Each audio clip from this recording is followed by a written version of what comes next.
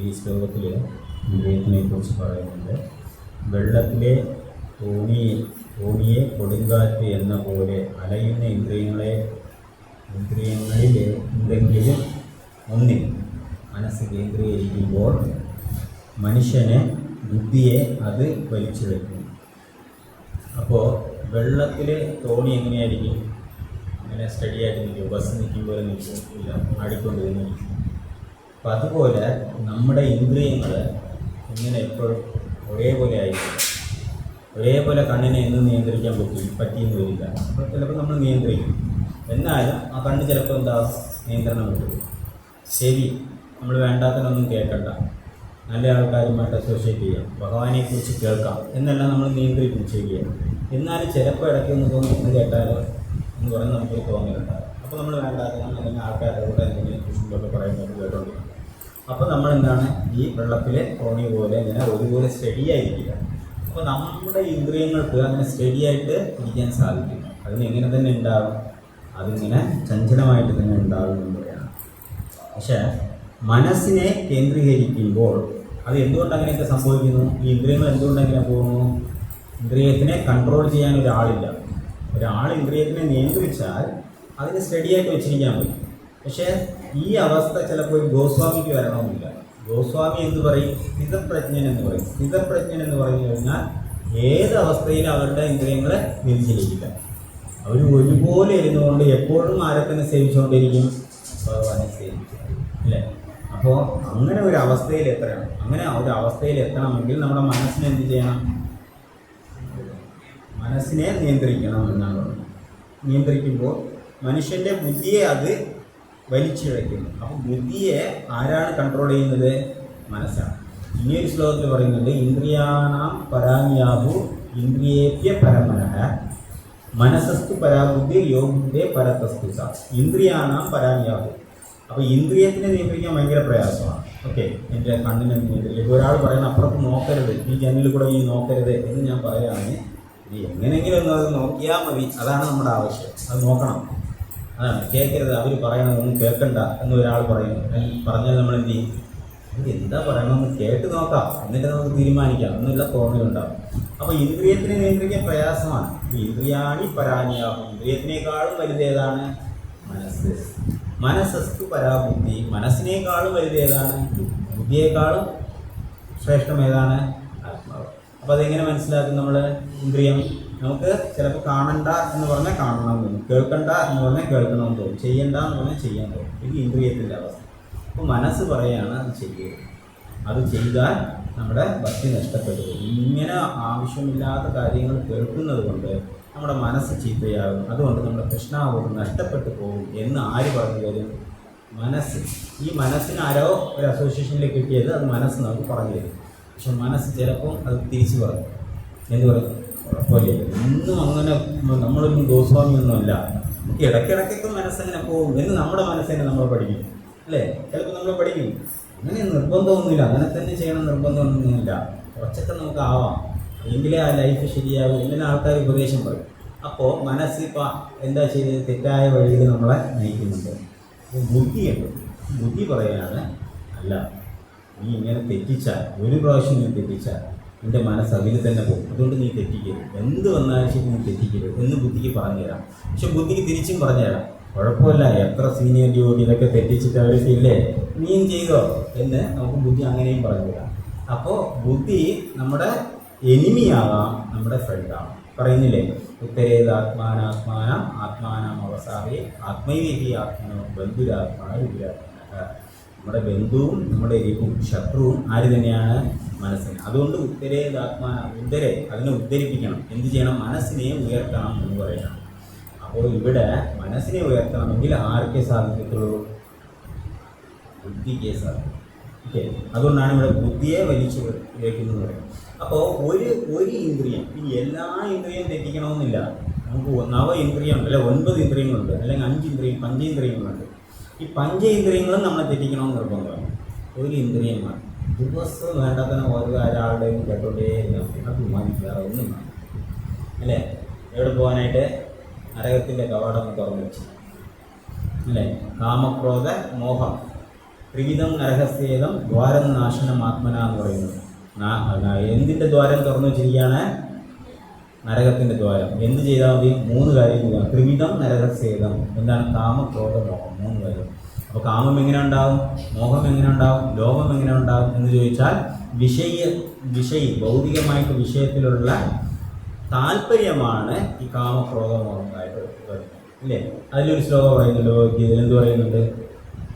ധ്യായത്തോ വിഷയാൻ പുംസ സന്തപ്തേഷു വിജായതേ.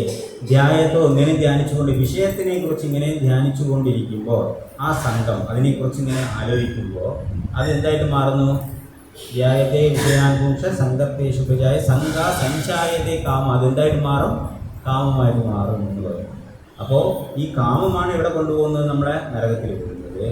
ഈ കാമം എങ്ങനെ ഉദ്ഭവിക്കുന്നു? അതിനെ ഭൗതിക വിഷയത്തിനെ ചിന്തിച്ചുകൊണ്ടേയിരുന്നാൽ കാമം. കാമം എന്തായിട്ട് മാറും? കാമ ക്രോധ വിജായതേ. അതെന്തായിട്ട്? ക്രോധമായിട്ട് ജനിക്കും എന്ന് പറയും. അപ്പോൾ ഒരാൾക്ക് കാമം എന്ന് പറഞ്ഞാൽ 2 കാമമാണ്. ഒന്ന് ആഗ്രഹം, അല്ലെങ്കിൽ എന്താണ് ലസ്റ്റി ഡിസയർ. കാമം എന്നുള്ള 2 അർത്ഥമാണ്. അപ്പോൾ ഒരു ഭൗതിക വിഷയത്തിലുള്ള ആഗ്രഹം കൂടി കൂടി കൂടി വന്ന് അതെന്തായിട്ട് മാറും? അത് കാമമായിട്ട്. കാമം ക്രോധമായിട്ട് മാറും. ക്രോധം എപ്പോഴാണ് ഉണ്ടാകുക? നമുക്ക് ഇഷ്ടപ്പെട്ട കാര്യം നടന്നില്ല, ഞാൻ വിചാരിക്കുന്ന കാര്യം ഒരാൾ ചെയ്യുന്നില്ല, ഇതെല്ലാം വരുമ്പോൾ എന്തായിട്ട് മാറും നമുക്ക്? അത് ക്രോധം. ക്രോധാത്തോന്നി സമൂഹ. ക്രോധം എന്തായിട്ട് മാറും? മോഹമായിട്ട് മാറും, അല്ലേ? ആ മോഹം ബുദ്ധി, മോഹസ്മൃതി നഷ്ടപ്പെടും, അല്ലേ? ക്രോധാത്തോന്നി സമൂഹ, സമൂഹ സ്മൃതി ഭ്രംശ, സ്മൃതി ഭ്രംശ ബുദ്ധിനാശം. അപ്പോൾ ആ സ്മൃതിയിൽ പോയാൽ ഇപ്പം എന്ത് സംഭവിക്കും? ബുദ്ധി നശിച്ചു പോകും. അപ്പോൾ ബുദ്ധി നശിക്കണോ ബുദ്ധി നന്നാവണോ ഒരു കാരണമുണ്ട്. അപ്പോൾ ആ ബുദ്ധി നന്നാവണമെങ്കിൽ നമ്മൾ എവിടെ കറക്റ്റ് ചെയ്യണം? തുടക്കത്തിൽ ആ താല്പര്യം, ആഗ്രഹങ്ങൾ, അതിനെ കൺട്രോൾ ചെയ്യാതെ ബുദ്ധിയെ കൺട്രോൾ ചെയ്യാൻ നടക്കില്ല. ഇതെല്ലാം ഒരു പ്രോസസ്സാണ്. ഇങ്ങനെ നമ്മുടെ ആഗ്രഹങ്ങളെ നിയന്ത്രിച്ചാൽ ഓട്ടോമാറ്റിക്കാ കാമം ഉണ്ടാവില്ല. കാമം കുറയും. കാമം കുറഞ്ഞാൽ ക്രോധം കുറയും. ക്രോധം കുറഞ്ഞാൽ മോഹം കുറയും. മോഹം കുറഞ്ഞാൽ ബുദ്ധി നശിച്ചു പോവുക. ബുദ്ധി നശിച്ചു പോവുകയും സർവനാശം സംഭവിക്കും. അല്ലെങ്കിൽ നേരെ തിരിച്ചു സംഭവിക്കും, എല്ലാം നശിച്ചു. അപ്പോൾ പിന്നെ ഫൈനലി നമ്മൾ എവിടെ പോകും? ത്രിവിധം നരകസേതം ദ്വാരം നാശനം ആത്മനാണ്. നമ്മുടെ കഥവ് തുറന്നിട്ട് ഇവിടെ വിട്ടു കൊടുത്താൽ മതി. പിന്നെ എവിടുത്തെ കഥവ് തുറക്കും? നരകത്തിൽ പോകാനുള്ള ഡോർ ഓപ്പൺ. അപ്പോൾ ഭയങ്കര പ്രയാസം. അതുകൊണ്ടാണ് ഇവിടെ എന്ത് പറയുന്നത്? ഇന്ദ്രിയ നിയന്ത്രണം വളരെ അത്യാവശ്യം എന്ന് പറയുന്നത്. അപ്പോൾ ഒരു ഇന്ദ്രിയം പോലും നമ്മളെ തെറ്റിച്ചാൽ മതി. എല്ലാ ഇന്ദ്രിയങ്ങളും വേണ്ട. കാണുക, ആവശ്യമില്ലാത്ത കാഴ്ചകൾ കണ്ടുകൊണ്ടേയിരുന്നാൽ ഓട്ടോമാറ്റിക്കാണ് മനസ്സിൽ പോകും. മനസ്സിങ്ങനെ ഫോട്ടോ എടുക്കും. ഒരു കാഴ്ച കണ്ടാൽ അതിങ്ങനെ ടക്കന ഫോട്ടോ എടുത്ത് വെച്ചിട്ട് പിന്നെ ആവശ്യം വരുമ്പോൾ അതൊക്കെ ഇങ്ങനെ പുറത്ത് കാണിക്കുന്നു. പിന്നെ നമുക്ക് മനസ്സിന് പ്രശ്നമാകും, അല്ലേ? അപ്പോൾ കണ്ണ്, ചെവി, മൂക്ക്, ആവശ്യമില്ലാത്ത സ്മെല്ല്, അങ്ങനെ ചിക്കൻ കടയുടെ ഫ്രണ്ടിൽ പോയി എന്നൊക്കെ ആൾക്കാർക്ക് തോന്നും. അപ്പം പിന്നെ ഓട്ടോമാറ്റിക്കായിട്ട് ബാക്കിയുള്ള ഇന്ദ്രിയങ്ങളെല്ലാം പ്രവർത്തിച്ചോ, അല്ലേ? മീനിൻ്റെ പ്രശ്നം ഏതാണ്? മീനിൻ്റെ ഏത് ഇന്ദ്രിയമാണ് ഏറ്റവും പവർഫുൾ ആയിട്ടുള്ള ഇന്ദ്രിയം? മീനിന് എന്താണ്? സ്മെല്ല. മീനിന് നമുക്കാണ് മീനിൻ്റെ സ്മെല്ല്. മനുഷ്യർക്ക് മീനിൻ്റെ സ്മെല്ല് വേണം. ടേസ്റ്റ്. എന്തുകൊണ്ട് ടേസ്റ്റ് മീനിന്? കാരണം ചൂണ്ടയിൽ ഒരു പുഴുവിനെ ഇട്ട് വെച്ചപ്പോൾ അത് കഴിക്കണമെന്ന് പറഞ്ഞാൽ അത് അതിൻ്റെ പിടിപെടുമെന്ന് അറിയാം. പക്ഷെ എന്നാലും ആ ടേസ്റ്റ് അതിങ്ങനെ ഇങ്ങനെ ഇങ്ങനെ ഇങ്ങനെ വന്നിട്ട് പോയാലും വിടില്ല. ടപ്പനൊക്കെ ചാടി പിടിച്ചത് എൻ്റെ ജീവിതത്തിൽ, അല്ലേ? അപ്പോൾ മീനിനെ അട്രാക്ട് ചെയ്യുന്ന എന്താണ്? ടേസ്റ്റാണ്. മാനിനെ അട്രാക്ട് ചെയ്യുന്ന എന്താണ്? ശരിയാണ്. മാനിനെ പിടിക്കാൻ, കാട്ടിൽ മാനിനെ പിടിക്കാൻ പറ്റില്ല. പക്ഷെ മാനിനെ അവർ പിടിക്കും. എങ്ങനെ പിടിക്കും? നല്ല ഫ്ലൂട്ട് വായിച്ചിട്ട് അല്ലെങ്കിൽ എന്തെങ്കിലും മ്യൂസിക് ഇട്ട് അതിങ്ങനെ അത് എല്ലാം മറന്നുകൊണ്ട് പാട്ടും കേട്ടോണ്ടിരിക്കും പിടിച്ചത്. ആനയ്ക്ക് ഏതാണ് പിടിക്കുക? ആനയെ പിടിക്കാൻ എന്താണ് പരിപാടി? ഭക്ഷണം കൊടുക്കാനാണ്. ഭക്ഷണത്തിനൊന്നും കൊടുക്കില്ല. വേറൊരു പെണ്ണാനയെ കൊണ്ട് നിർത്തണം അടുത്ത്. ആനയ്ക്ക് സ്കിന്നാണ് പവർഫുൾ. അപ്പോൾ ആനയെ പിടിക്കണമെങ്കിൽ കാട്ടിൽ എങ്ങനെ കൊണ്ടുപോകും? വേറൊരു പെണ്ണാനയെ കൊണ്ട് അവിടെ കൊണ്ട് നിർത്തും. അപ്പോൾ ആന വന്ന് കുടിക്കാത്ത പോകും. അതിനെ നോക്കിയിട്ട് പിന്നെ തറവൊന്നും നോക്കില്ല, നേരെ അങ്ങ് ഓടി ഭാഗത്ത് വരും. അപ്പോൾ ഇത് എന്താ പറയുക? ഇതാണ് ഇന്ദ്രിയത്തിൻ്റെ പവർഫുൾ. ഒരു ഇന്ദ്രിയം മതി. എല്ലാ ഇന്ദ്രിയം വേണം. ചെവി പ്രവർത്തിക്കണം, കണ്ണ് പ്രവർത്തിക്കണം, അങ്ങനെയൊന്നും വേണ്ട. ഏതെങ്കിലും ഒരു ഇന്ദ്രിയം നേരെ പ്രവർത്തിച്ചാൽ മതി. വീണ്ടും ബോധി ലെവലിൽ വീണ്ടും. അപ്പോൾ ഇങ്ങനത്തെ ഇന്ദ്രിയങ്ങളെ ഇന്ന് രക്ഷപ്പെടുക എന്ന് പറയുന്നത് വളരെ ബുദ്ധിമുട്ടായ കാര്യം. അപ്പോൾ ശ്രീമദ് ഭാഗവതത്തിൽ എന്താ പറയുക വെച്ചാൽ ഈ പുരഞ്ജനൻ്റെ കഥ പറയും. പുരഞ്ജനൻ വന്നിട്ട് ഒരു എക്സാമ്പിൾ സ്റ്റോറീസാണ് പറയുന്നത്. യഥാർത്ഥത്തിൽ പ്രാചീന ബർഗീസ് എന്ന് പറയുന്ന ഒരു രാജാവുണ്ടായിരുന്നു. ഈ രാജാവ് നല്ല രാജാവാണ്, നന്നായിട്ട് രാജ്യം ഭരിക്കുന്ന വ്യക്തിയാണ്. പക്ഷേ ഈ രാജാവിന് ഒരു കുഴപ്പമുണ്ടായിരുന്നു. എന്താണ് കുഴപ്പം? രാജാവിൻ്റെ കുഴപ്പം, രാജാവ് യജ്ഞം ഒരുപാട് ചെയ്തു. യജ്ഞം ചെയ്യുന്നത് നല്ലതല്ല. വിഷ്ണുവിനെ പ്രീതിപ്പെടുത്തണമെങ്കിൽ എന്ത് ചെയ്യണം? യജ്ഞം ചെയ്യണം. പക്ഷേ ഈ രാജാവ് യജ്ഞം ചെയ്യുന്നതിൻ്റെ ഒപ്പം മൃഗങ്ങളെ ബലി കൊടുത്തുകൊണ്ടേയിരിക്കും. മൃഗത്തിന് ബലി കൊടുത്ത് യജ്ഞം ചെയ്യണം. കർമ്മകാണ്ഡ, അതായത് ഭഗവാനെ പ്രീതിപ്പെടുത്തുന്നതാണ് നമ്മുടെ ഉദ്ദേശമെങ്കിൽ അതിനെ വിട്ടിട്ട് ഇദ്ദേഹം എന്ത് ചെയ്യുന്നു? ഇങ്ങനെ മൃഗത്തിന് ബലി കൊടുത്ത് നല്ല നല്ല കാര്യങ്ങൾ യജ്ഞത്തിൽ കൂടെ റിസൾട്ട് കിട്ടാൻ വേണ്ടി ചെയ്യും. അപ്പോൾ ഒരു ദിവസം നാരദമുനി ആരെ കാണാൻ പോയി? ഈ പ്രാചീന വംശത്തിനെ കാണാൻ പോയപ്പോൾ പറഞ്ഞു, എനിക്ക് ജ്ഞാനോപദേശം തരണം എന്ന് പ്രാർത്ഥിച്ചു. ആരെടുത്ത് ചോദിച്ചു? ആധ്യാത്മിക ഗുരുവിൻ്റെ അടുത്ത് ചോദിച്ചു. നമ്മളിതുപോലെയാണ്, സന്യാസി വരുമ്പോൾ മഹാരാജ് എന്നെ അനുഗ്രഹിക്കണം എന്ന് പറഞ്ഞാൽ അവർ എന്ത് അനുഗ്രഹം തരും? നമ്മുടെ ഒരു ഭക്തി വികാസ് മഹാരാജിൻ്റെ ഫ്രണ്ടിൽ പോയി ആരെങ്കിലും ചോദിച്ചു, മഹാരാജ് പ്ലീസ് ബ്ലസ് മീ എന്ന് പറഞ്ഞാൽ മതി. What type blessings you want, material or spiritual ഒന്നും? ഭൗതികമായിട്ടാണ് അനുഗ്രഹം വേണം, അല്ലെങ്കിൽ സ്പിരിച്വലായിട്ടാണ്? സ്പിരിച്വലായിട്ട് വേണമെന്ന് പറഞ്ഞാൽ ഭൗതികം എല്ലാം നശിച്ചു പോകും. ഭൗതികമായിട്ട് വേണമെന്ന് പറഞ്ഞാൽ സ്പിരിച്വൽ കിട്ടില്ല. അപ്പോൾ എന്ത് ബ്ലെസ്സിങ്സ് ചോദിക്കും മഹാരാജ്? അപ്പോൾ ആൾക്കാർ ചിരിച്ചിട്ട് ഇങ്ങനെ മഹാരാജ് ചിരിച്ചിട്ട്. ശരിക്കും നമുക്ക് ഭൗതിക ലോകത്തിൽ നിന്ന് ഭഗവാന്റെ ലോകത്ത് പോകണമെങ്കിൽ ആധ്യാത്മിക ഭൗതികമായിട്ടെല്ലാം നഷ്ടപ്പെടണം. അല്ല ഇവിടെ ഉള്ളതിനെല്ലാം കെട്ടിപ്പിടിച്ചുകൊണ്ടിരുന്നു കഴിഞ്ഞാൽ അവിടെ പോകാൻ പറ്റില്ല. ഇവിടെ ഇരിക്കുന്ന കൈ വിട്ടിട്ട് ഫ്രീ ആയിരുന്നാൽ മാത്രമേ നമുക്ക് ഇവിടെ പോകാൻ പറ്റൂ, ആധ്യാത്മിക ലോകത്ത് പറ്റൂ. അപ്പോൾ ഒരു സന്യാസിയെ കണ്ടിട്ട് എന്ത് ബ്ലെസ്സിങ്സ് വേണം? ആധ്യാത്മിക ലോകത്ത് പോകണം. അപ്പോൾ അദ്ദേഹം എങ്ങനെ ബ്ലെസ്സിങ് തരും? ഇതെല്ലാം രക്ഷിച്ചു പോട്ടെ ഒരു ബ്ലെസ്സിങ് തരും. അത് പലപ്പോഴും നമ്മൾ റിയലൈസ് ചെയ്യില്ല. പക്ഷേ അതാണ് സത്യം. അവരെന്ത് പറയും? കൃഷ്ണ മതിരസ്തു, കൃഷ്ണനെ മറക്കാതിരിക്കുക എന്ന് പറഞ്ഞ് ഒരു അനുഗ്രഹം. കൃഷ്ണനെ മറക്കാതിരിക്കണമെങ്കിൽ ഏത് മറക്കണം? ഭൗതിക വിഷയങ്ങളെ നമ്മൾ മറക്കണം, അല്ലേ? എങ്കിലേ കൃഷ്ണനെ മറക്കാതിരിക്കാൻ പറ്റും. അപ്പോൾ അവരുടെ അനുഗ്രഹം കറക്റ്റാണ്. അവരനുഗ്രഹിക്കും, കൃഷ്ണനെ മറക്കാതിരിക്കൂ എന്ന് പറഞ്ഞ് നമുക്ക് അനുഗ്രഹം തരും. അതുപോലെ ഈ പ്രാചീന ഭക്തിയിൽ ആരെടുത്താണ് അനുഗ്രഹം ചോദിച്ചത്? നാരദമുനി തഥാസ്തു, അനുഗ്രഹം തരാം എന്ന് പറഞ്ഞു. പക്ഷെ നാരദമുനി എങ്ങനെ അനുഗ്രഹം കൊടുത്തു എന്ന് ചോദിച്ചു കഴിഞ്ഞാൽ, നാരദമുനിക്ക് അറിയാം നല്ല രാജാവാണ്, നന്നായിട്ട് കാര്യങ്ങളെല്ലാം ചെയ്യും, പ്രജകൾക്കൊക്കെ ഭയങ്കര ഇഷ്ടമാണ്, യജ്ഞം ചെയ്യുന്നുണ്ട്. പക്ഷെ ഇവിടെ ആവശ്യമില്ലാതെ യജ്ഞം ചെയ്യും, അല്ലേ? ആവശ്യമില്ലാതെ എന്ന് പറഞ്ഞു കഴിഞ്ഞാൽ പ്രജകളെല്ലാം കൃഷ്ണാബോധത്തിൽ വരുത്തുകയും ഇദ്ദേഹവും കൃഷ്ണാബോധത്തിലായി. ഇദ്ദേഹം ഭൗതികമായ ആഗ്രഹങ്ങളെല്ലാം വിടിഞ്ഞിരിക്കുന്ന ഒരു വ്യക്തിയാണെങ്കിൽ, രാജഋഷിയെ പോലെ ആയിരുന്നെങ്കിൽ അദ്ദേഹം പെർഫെക്റ്റ് ആവുക. പക്ഷെ ഇദ്ദേഹം ഭൗതിക ആഗ്രഹത്തോടു കൂടിയാണ് കാര്യം ചെയ്യുന്നത്. അപ്പോൾ നാരദമുനി പക്ഷെ രാജാവാണ്. ഒരു രാജാവിൻ്റെ അടുത്ത് പോയിട്ട് പെട്ടെന്ന് പോയി ചെയ്യാൻ പറ്റില്ല. പിണറായിയുടെ അടുത്ത് പോയിട്ട് ഞാൻ പോയി കൃഷ്ണാവോ ഇന്നു മുതൽ നാമം ജപിക്കൂ, നിങ്ങൾ രക്ഷപ്പെടുമെന്ന് പറഞ്ഞാൽ അദ്ദേഹം ആഗ്രഹിച്ചിരുന്നു ചിലപ്പോൾ, അല്ലേ? അപ്പോൾ അങ്ങനെ പറയാൻ പറ്റില്ല. നമുക്ക് ചിലരുടെ അടുത്ത് ആ സത്യം, പരമസത്യത്തിനെ കുറിച്ച് പറയണമെങ്കിൽ ആ രീതിക്ക് അവരുടെ മനസ്സിലാകുന്ന ഭാഷയിൽ അവർക്ക് ചെറിയ ചെറിയ കാര്യങ്ങൾ അങ്ങനെ പറഞ്ഞു കൊടുക്കണം. പെട്ടെന്ന് ഒരു ആധ്യാത്മിക കാര്യത്തിൽ പറഞ്ഞാൽ അവർക്ക് അതുമായിട്ടൊരു ബന്ധമേ ഇല്ല, അവർ വിശ്വസിക്കില്ല. ഭയങ്കര പ്രീച്ചിങ് ടെക്നിക്ക് ആർക്കും അറിയാൻ പാടില്ല. നാരദമുനി പാമ്പിനെ എങ്ങനെ പ്രീച്ച് ചെയ്യണം, അല്ലേ? പല്ലിയെ എങ്ങനെ പ്രീച്ച് ചെയ്യണം, എല്ലാം അദ്ദേഹത്തിന് അറിയാം. അദ്ദേഹം പ്രാചീന ഭക്തിസിന് ഒരു കഥ പറഞ്ഞു. എങ്ങനെ കഥ പറഞ്ഞതെന്ന് പറഞ്ഞാൽ, പുരഞ്ജനൻ എന്ന് പറയുന്ന ഒരു എക്സാമ്പിൾ ഉണ്ടായി. അതായത് നമ്മളിങ്ങനെ ഒരു എക്സാമ്പിൾ ഉണ്ടാക്കിയിട്ട് ഇതാണ് ജീവിതം എന്ന് കാണിച്ചു കൊടുക്കുന്ന രീതിയിൽ അദ്ദേഹം ഒരു കഥ ഉണ്ടായി. അപ്പം അതിൽ പുരഞ്ജനൻ എന്ന് പറയുന്ന ഒരു കഥാപാത്രം എന്ന് പറയുന്നത് ആത്മാവിനെ പറയും. ആത്മാവിനെ കുറിച്ച് ഒരു കഥാപാത്രം പറയാണ്.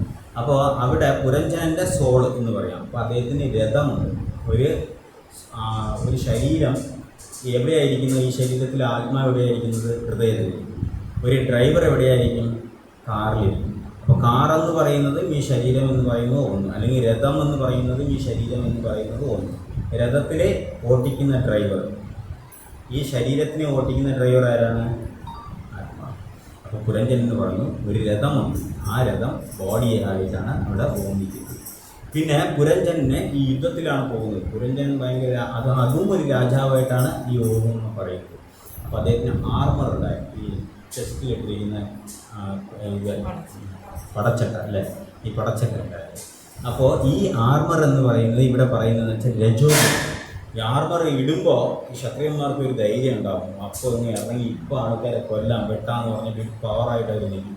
അതുപോലെ രജോ ഗുണം ഉണ്ടെങ്കിൽ നമുക്ക് ഈ ഭൗതിക ആഗ്രഹങ്ങൾ ഉണ്ടാവില്ല. സാത്വിക ഗുണത്തിൽ ഒരാൾക്ക് പോയിട്ട് ബിസിനസ് ചെയ്യാൻ കാശ് ഉണ്ടാക്കുന്ന ആദ്യമായി ഇങ്ങനെ ചെയ്യില്ല അല്ലേ. ഈ എന്താ പറയുക, മോട്ടിവേഷൻ സ്പീക്കൊന്നും ആർക്കും കൊടുക്കാൻ പറ്റില്ല. സാത്വിക ഗുണത്തിൽ അവർ ഇങ്ങനെ ഇപ്പോൾ ഇതൊക്കെ പറയും, അവർ എണീറ്റ് ഉറങ്ങിയിട്ട് എണീറ്റ് പോകും. പക്ഷേ ഭയങ്കര പാഷനേറ്റ് ആയിട്ടുള്ള ആൾക്കാർ ഉറങ്ങാൻ പറ്റില്ല. അതുപോലെ ഈ ആർമർ എന്ന് പറഞ്ഞാൽ അദ്ദേഹത്തിൻ്റെ ഗുണത്തിനെ കുറിച്ചാണ് ഇവിടെ പറയുന്നത്.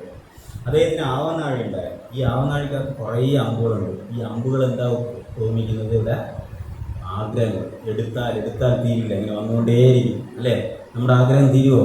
പോയിട്ട് എന്ത് പറയും? ഒരേ ഒരു ആഗ്രഹം, ഭഗവാൻ ഇത് മാത്രം നടത്തിക്കൊണ്ടാണ് ഈ പരീക്ഷ ഒന്ന് പാസ്സായാൽ മതി, പിന്നെ ഞാനെല്ലാം ജോലി കണ്ടെത്തുള്ളൂ എന്നാണ് വിചാരിക്കുന്നത്. അപ്പോൾ പോയി എന്ത് പറയും? എനിക്ക് ഈ ഒരു ആഗ്രഹമേ ഉള്ളൂ എന്ന് പറയും. പക്ഷെ പരീക്ഷ പാസ്സായി എന്നാൽ വിടുമോ? അടുത്ത എന്തായിരിക്കും ആഗ്രഹം? എങ്ങനെയെങ്കിലും ഒരു ജോലി പിന്നെ ഞാൻ നോക്കിക്കോളാൻ പോകാൻ, ഇത് മാത്രം വാങ്ങിച്ചതാ. ആ ജോലി കിട്ടിയാൽ വിടുമോ? ഒരു കല്യാണം പോകാൻ ഒരെണ്ണം മതി, അത് നടന്നാൽ വിടുമോ? പിന്നെ ഒരു കുട്ടി വേണം, പിന്നെ കുട്ടിയായ വിടുമോ? പിന്നെ ഞങ്ങൾക്കൊക്കെ താമസിക്കാൻ ഒരു വീട് വേണം പോകാൻ, അത് മാത്രം ഒന്ന് വെച്ചതാ. അത് കിട്ടിയാൽ വിടുമോ? അല്ല, കുട്ടികൾക്കും ഒരു വീട് ഉണ്ടാക്കി തരണേ പോകാൻ. അപ്പോൾ ഇങ്ങനെ ആഗ്രഹം തീരാതെ വന്നുകൊണ്ടേ. ഇതാണ് ആവനാഴിയായിട്ട് പറയും. ഇതെല്ലാം എക്സാമ്പിളാണ് പറയുന്നത്. അതുപോലെ അടുത്തതെന്ന് വെച്ചാൽ ഹോഴ്സ്, അതിന് ആ വണ്ടിക്ക് ഒരു കുതിര ഉണ്ടായിരുന്നു. ഈ കുതിര എന്ന് പറയുന്നത് ജ്ഞാനേന്ദ്രിയമാണ്. ജ്ഞാനേന്ദ്രിയം എന്തൊക്കെയാണ്? കണ്ണ്, മൂക്ക്, ചെവി, വായി, ഇതൊക്കെയാണ്. ഇതാണ് വലിച്ചുകൊണ്ട് പോകുന്നത് നമ്മളെ. ഓക്കെ, ഈ ഇന്ദ്രിയത്തിൽ നമ്മളെ കൊണ്ടുപോകുന്ന ഏതാണ്? കണ്ണ് കാണുമ്പോഴാണ് ഒരു സിനിമ പോസ്റ്റർ കാണുമ്പോൾ ആ സിനിമ കാണണം എന്ന് നമ്മളെ തിയേറ്ററിലോട്ട് വലിച്ചുകൊണ്ട് പോകും അല്ലേ. അവിടെ എന്തെങ്കിലും കഴിക്കുമ്പോൾ ഇതേ ഐസ്ക്രീം അവിടെ പോയി കഴിക്കണം, നമ്മൾ ആ ഹോട്ടലിൽ വലിച്ചുകൊണ്ട് പോകും. കേൾക്കുക, അവരെ കൂടെ പോയിരിക്കും. സത്സംഗത്തിൽ വന്നാൽ ഒരാൾ നല്ല കുശുമ്പൊക്കെ പറഞ്ഞ് നല്ല രസിപ്പിച്ചിരിക്കുന്ന ആളാണെങ്കിൽ പതുക്കെ നമ്മൾ പോയിട്ട് അവരെ കൂടെ പോയി. കാരണം നമുക്ക് അവരെ കൂടെ നിന്ന് കുറേ ഇൻഫർമേഷൻ കിട്ടും ആഴ്ചയ്ക്ക് വേണ്ടി. അതുകൊണ്ട് നമ്മൾ അവരെ കൂടെ ഇങ്ങനെ ഓരോ ഇന്ദ്രിയങ്ങളും വലിച്ചുകൊണ്ട് പോകും. ഇവിടെ ഈ കുതിര എന്ന് പറയുന്നത് എന്താണ്? നമ്മുടെ ഇന്ദ്രിയങ്ങളായിട്ടാണ് പറയുന്നത്. ഇനി ആ രഥത്തിലെ വീലുണ്ട്. ഈ വീലെന്ന് പറഞ്ഞാൽ നമ്മുടെ പാവവും പുണ്യവുമായ കാലചക്രം. കാലം ഇങ്ങനെ മാറുമ്പോൾ അത് പാവവും പുണ്യവുമായിട്ട് അത് മാറുമെന്ന് പറയണം. അതിനകത്തൊരു കൊടിയുണ്ട്. ഈ കൊടി എന്ന് പറയുന്നത് എന്താണെന്ന് വെച്ചാൽ ത്രിഗുണം, സത്വരജോ ഗുണം. ഇതിൽ സത്വഗുണത്തിൽ പോയാൽ വിജയിക്കും. ഓക്കെ, ഇങ്ങനെ ഓരോ ഗുണത്തിനെ കുറിച്ച് പറയുന്നുണ്ട്. ഇനി മനസ്സ് അതിനകത്തുണ്ട്. ഈ പിന്നെ അതിൻ്റെ മനസ്സെന്ന് പറയുന്നത് കടിഞ്ഞാണ്.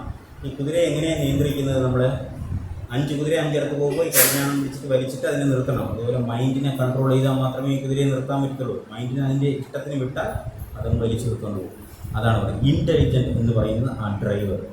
കടിഞ്ഞാണം പിടിക്കാൻ ഒരാൾ വേണ്ടേ? ഇതെല്ലാം കെട്ടി വെച്ചിട്ടുണ്ട്. അത് പിടിച്ച് നിർത്തണോ വേണ്ടയോ എന്ന് തീരുമാനിക്കുന്ന ആരാണ്? ഈ ഡ്രൈവർ. അപ്പോൾ ആ ഡ്രൈവറും അതിനകത്ത് വേണം എന്നാണ്.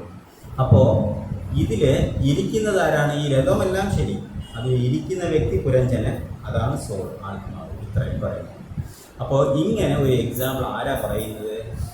പുരഞ്ജന രാജാവിനെ മനസ്സിലാക്കാൻ വേണ്ടിയിട്ട് ഈ ഒരു രാജാവിൻ്റെ കഥയായിട്ട് പുരഞ്ജനൻ വെച്ച് ആർക്ക് പറഞ്ഞു കൊടുക്കുന്നു? നീ ചെയ്യുന്നത് തെറ്റാണ് എന്ന് നാരദന് പറഞ്ഞു കൊടുക്കാൻ വേണ്ടിയിട്ടാണ് പറയുന്നത്. അപ്പോൾ ഇങ്ങനെ ഈ പുരഞ്ജനൻ എന്ന് പറയുന്നത്, അപ്പോൾ ഈ രാജാവ് കഥ പറയുന്നത് പുരഞ്ജനമായിട്ടൊരു രാജാവാണ്. അദ്ദേഹത്തിന് ഇന്ദ്രിയം ഉണ്ടായിരുന്നു. അദ്ദേഹം ഇന്ദ്രിയ വിഷയത്തിലാണ് ഓരോ പിന്നെ അദ്ദേഹത്തിൻ്റെ സൈന്യം ഓപ്പോസിറ്റ് പാർട്ടി ഉണ്ടായിരുന്നു. അവർ ചിലപ്പോൾ യുദ്ധത്തിന് വരും. പക്ഷേ ഇദ്ദേഹം ഒരു കല്യാണം കഴിച്ചു. ആ കല്യാണം കഴിച്ചപ്പോൾ ആ ഭാര്യയ്ക്ക് ഭയങ്കരമായിട്ട് അട്രാക്റ്റായിട്ട് അവരുടെ കൂടെ തന്നെ ഇങ്ങനെ കാലം കഴിച്ചുകൊണ്ടിരിക്കുകയാണ്. എന്നിട്ട് അദ്ദേഹത്തിൻ്റെ ഫാമിലി ഇങ്ങനെ വലുതായി. അദ്ദേഹത്തിന് ഇപ്പോൾ മക്കളായി, ചെറുമക്കളായി, മക്കളിൽ അവർ കല്യാണം കഴിച്ചു, അവരുടെ മക്കളായി, ഇങ്ങനെ വംശങ്ങൾ ഇങ്ങനെ വളർന്ന് വലുതായി. അപ്പോൾ ഇതെല്ലാം ആയപ്പോൾ ഇപ്പോൾ എന്തായി? ഇദ്ദേഹത്തിന് വയസ്സായി തുടങ്ങി. ആ സമയമായപ്പോൾ ഇപ്പോൾ എന്തായി? മക്കളാരും ഒന്നും നോക്കുന്നില്ല. അവർക്ക് എല്ലാവർക്കും എന്താണ് ഉദ്ദേശം? ഇദ്ദേഹത്തിൻ്റെ ഇരിക്കുന്ന കാശ്, പൈസ, വസ്തു, ഇതിൽ മാത്രമാണ് അവർക്കൊക്കെ താല്പര്യം. അല്ലാതെ ആരുടെ അടുത്ത് താല്പര്യമില്ല. പുരഞ്ജനൻ്റെ അടുത്ത് ആർക്കും ഒരു സ്നേഹവുമില്ല. എല്ലാവർക്കും പൈസയിലും വസ്തുക്കളിലാണ് താല്പര്യം എന്നെല്ലാം നാരദൻ പറയാം. അപ്പോൾ ഇതെല്ലാം ഇങ്ങനെ ഇദ്ദേഹം കേട്ടുകൊണ്ടിരിക്കുകയാണ്. ആരാ കേട്ടുകൊണ്ടിരിക്കുന്നത്? പ്രാചീന വർഗീസ് ഇങ്ങനെ കേട്ടുകൊണ്ടിരിക്കുന്നത്. ഈ കഥ എൻ്റെ കഥ പോലെ ഉണ്ടല്ലോ, എന്നെ തന്നെയാണ് പറയുന്നത്. അപ്പോൾ ഇത്രയും നേരം അത് നേരിട്ട് പറഞ്ഞ ടക്കിനെ കേൾക്കില്ല മക്കളെ. അതുകൊണ്ട് ഈ കഥ എക്സാമ്പിൾ പറയുമ്പോൾ ഇതെങ്ങനെ ആലോചിച്ചു, ശരിയാണ്, ഞാൻ ഇത്രയും കാലമായിരുന്നു, ഞാൻ യജ്ഞം ചെയ്തു, ഞാൻ കാട്ടിൽ പോയി മൃഗത്തിനെയൊക്കെ കൊന്നു, അപ്പോൾ ഇപ്പോൾ ഇത്രയും കാര്യങ്ങളൊക്കെ ചെയ്യും, ഇപ്പോൾ എൻ്റെ മക്കളൊക്കെ വളർന്നു, അവരൊന്നും എന്നെ ശ്രദ്ധിക്കുന്നില്ല, അവരെല്ലാം അവരുടെ കാര്യം നോക്കും, ഈ കഥ എന്നെപ്പോലെ തന്നെ ഉണ്ടല്ലോ എന്ന് അദ്ദേഹത്തെ ചിന്തിച്ചു. അപ്പോൾ നാരദമുനി പിന്നെയും കഥ പറയാണ്. പിന്നെ എന്താ പറയുകയെന്ന് വെച്ചാൽ, ഇങ്ങനെ ഈ പുരഞ്ജനം മുഴുവൻ ഇന്ദ്രിയ സുഖത്തിൽ ഇരുന്നപ്പോൾ ഒരു ദിവസം എന്താണ് അദ്ദേഹത്തിനൊരു ഒരാൾ അദ്ദേഹത്തിന് അന്വേഷിച്ചു. ആരാണെന്ന് വെച്ചാൽ കാലം വന്നു. കാലം എന്ന് പറഞ്ഞാൽ എന്താണ്? ടൈം. ആ കാലം ചണ്ഡവേഗൻ എന്നാണ് അദ്ദേഹത്തിൻ്റെ പേര്. ചണ്ഡവേഗൻ വന്നു എന്ന് പറയുന്നുണ്ട്. അപ്പോൾ ചണ്ഡവേഗൻ എന്ന് പറഞ്ഞാൽ ഓപ്പോസിറ്റ് ടീം, യുദ്ധത്തിന് വേണ്ടി വന്നിരിക്കുകയാണ്. അത് എന്താണെന്ന് ചോദിച്ചു കഴിഞ്ഞാൽ, ശരീരം ഇത്രയും കാലം ഈശ്വരൻ തന്നു, ഇതിനെ എന്തിനൊക്കെയോ യൂസ് ചെയ്ത് ഇപ്പോൾ ശരീരത്തിന് വയസ്സായി തുടങ്ങി. കാലം വരുമ്പോൾ വയസ്സ് ഓരോ ദിവസം കഴിയുമ്പോൾ നമ്മുടെ വയസ്സ് കൂടി ഒരു 50, 51, 52, 100 ആകും. അവസാനം ഒരു ദിവസം എന്ത് ചെയ്യണം? ചാവണം, അല്ലേ? അപ്പോൾ കാലം വരുന്നു. അത് കഴിഞ്ഞിട്ട് കാലകന്യകാവുന്നു. കാലനൊരു മോളുണ്ട്, അവരുടെ പേരെന്താണ്? കാലകന്യക എന്ന് പറയും. ഈ കാലകന്യക വന്നിട്ട് ആരെ പ്രേമിക്കാൻ പോയി? പുരഞ്ജനന്. അപ്പോൾ ഇവിടെ നാരദമുനി പറയുന്നു, അതിൻ്റെ ഇടയ്ക്ക് പെട്ടെന്ന് എൻ്റെ അടുത്ത് പണ്ടൊരിക്കൽ കാലകന്യക വന്നു എന്ന് പറഞ്ഞു. എന്നെ അന്വേഷിച്ച് ആര് വന്നു? കാലകന്യ വന്നു. പക്ഷെ കാലകന്യക്ക് ഞാൻ വീണില്ല. കാലകന്യയുടെ ഫ്രണ്ടിൽ ഞാൻ നല്ല സ്ട്രോങ് ആയിട്ടിരുന്നു. ഞാൻ ബ്രഹ്മചാരി എന്ന് പറഞ്ഞിട്ട് കാലകന്യ എന്നെ വിട്ട് പോയിരുന്നു. അപ്പോൾ കാലകന്യ ആരാണെന്ന് പറഞ്ഞു കഴിഞ്ഞാൽ മൃത്യു, മരണം ആരന്വേഷിച്ചു വന്നു? പണ്ട് നാരദമുനി എന്നെ അന്വേഷിച്ചു വന്നു. പക്ഷെ ഞാൻ നൈഷ്ഠിക ബ്രഹ്മചാരിയായിരുന്നു, എപ്പോഴും ഭഗവത് സേവനത്തിലിരിക്കുന്നത് കൊണ്ട് എനിക്ക് പേടിയുണ്ടായില്ല. എനിക്ക് കാലകന്യയെ കൊണ്ട് പേടിയുണ്ടായില്ല. അതുകൊണ്ട് ഞാൻ പറഞ്ഞു കാലകന്യയുടെ അടുത്ത്, നീ എൻ്റെ അടുത്ത് വരണ്ട, യവന രാജാവ് എന്ന് പറയുന്ന ഒരു രാജാവുണ്ട്, അയാളുടെ അടുത്ത് പോയിട്ട് അയാൾ നിന്നെ കല്യാണം കഴിക്കുന്നു പറഞ്ഞിട്ടുണ്ട്. അപ്പോൾ ഈ യവന രാജാവ് എന്ന് പറഞ്ഞാൽ മൃത്യു, ഓക്കെ, മരണം, ഓൾഡ് ഏജും മരണവും. അപ്പോൾ എന്താ ഇവിടെ ഉദ്ദേശിക്കുന്നത് വെച്ചാൽ, ഈ പുരഞ്ജനൻ വയസ്സായ നമ്മൾ അന്വേഷിച്ച് ഏത് വരും? മരണം. ഏതെങ്കിലും ഒരാൾ മരണത്തിന് അക്സെപ്റ്റ് ചെയ്യുമോ? അല്ല ഓൾഡ് ഏജ് അക്സെപ്റ്റ് ചെയ്യുമോ? കുഴപ്പമില്ല, എനിക്ക് വയസ്സായിക്കോട്ടെ, പ്രശ്നമില്ല. കണ്ണിലിങ്ങനെ ചുരുട്ടി വീഴും, പിന്നെ 2 പല്ല് പോകും, പിന്നെ മുടിയൊക്കെ വെളുത്ത് പോകും. ഇതൊക്കെ ആർക്കെങ്കിലും ഇഷ്ടപ്പെടുമോ? ആരെങ്കിലും വെൽക്കം ചെയ്യുമോ? ഇല്ല. അപ്പോൾ എന്ത് വിചാരിക്കും? സിനിമ ആക്ടർ പോലെ രഞ്ജിനി ഇങ്ങനെ പേസ്റ്റൊക്കെ ഇട്ട് മേക്ക് ഓവറൊക്കെ ചെയ്ത് ഇങ്ങനെ നടക്കും, അല്ലേ? അപ്പോൾ ആരും എന്തിനെ അക്സെപ്റ്റ് ചെയ്യില്ല? വയസ്സായ ജരയെ ആരും അക്സെപ്റ്റ് ചെയ്യില്ല. പക്ഷെ ഒരാൾ അക്സെപ്റ്റ് ചെയ്യും. ആരക്സെപ്റ്റ് ചെയ്തു? ഭാഗവതത്തിൽ പറയുന്നു, ഒരാൾ അക്സെപ്റ്റ് ചെയ്യും, വയസ്സായ. ഓർമ്മയുണ്ടോ? ഊരു അക്സെപ്റ്റ് ചെയ്തു. അത് വേറെ കഥയാണ്. അക്സെപ്റ്റ് ചെയ്ത് മാത്രം മനസ്സിലാക്കിയത് അത് വലിയ കഥയാണ്.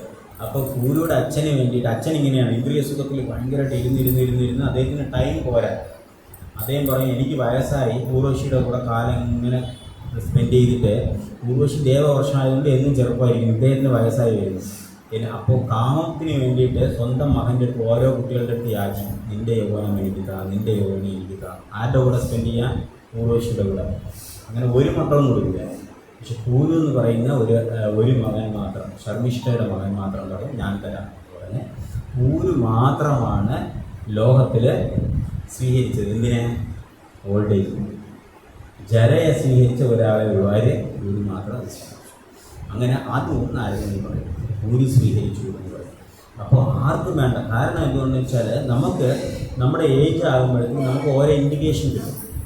വയസ്സാകുമ്പോൾ വയസ്സാകുമ്പോൾ തലമുടി നരയ്ക്കുന്നത് എന്തിനാണെന്ന് വെച്ചാൽ, എനിക്ക് വയസ്സായി, സമയമെടുത്തു, ഇനിയെങ്കിലും പോയി ആരെ ശരണം പ്രാപിച്ചോ? അപ്പോൾ നമ്മളെന്ത് ചെയ്യും?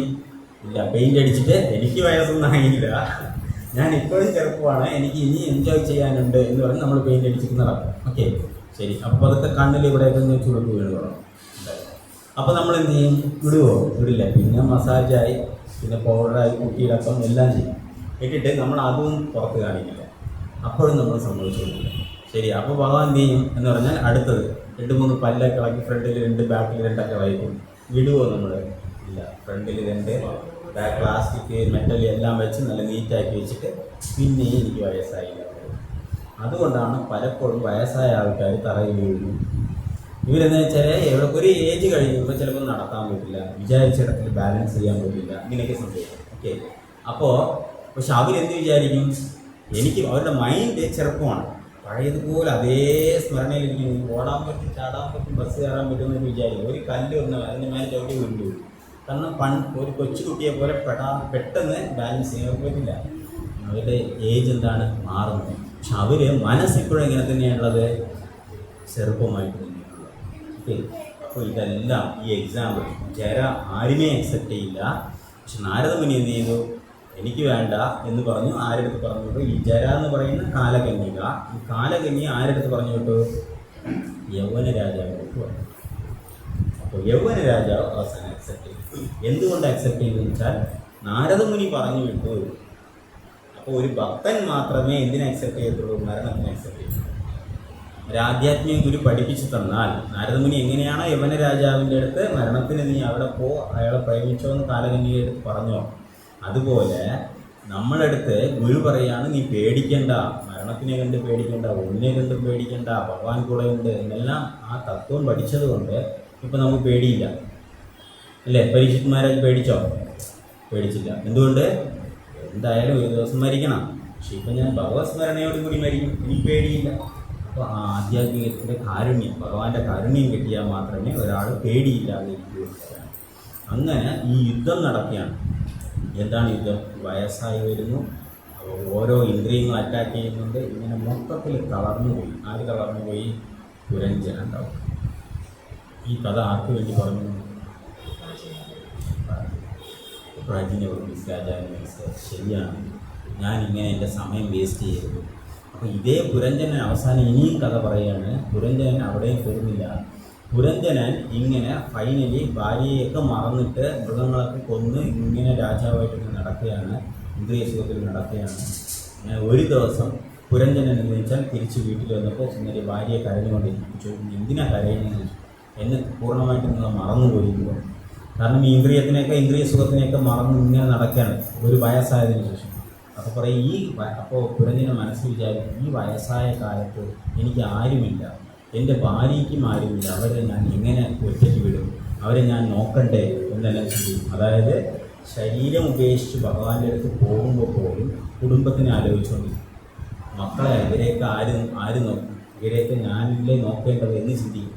അങ്ങനെ പുരഞ്ജനൻ ചിന്തിച്ചത് കൊണ്ട് മാത്രം പുരഞ്ജനൻ അടുത്ത ജന്മത്തിൽ സ്ത്രീയായി. ഇതാര് പറയാണ് കഥ? നാരദമുനി. വൈദർഭി എന്ന് പറയുന്ന ഒരു പെണ്ണായിട്ട് വന്നു.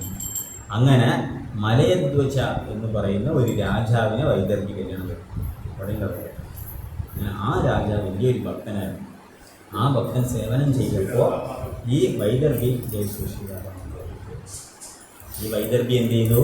ആ മലയധ്വജ രാജാവിന് സേവനം ചെയ്തു. ആ ജന്മത്തിൽ തിരിച്ചു പോയി.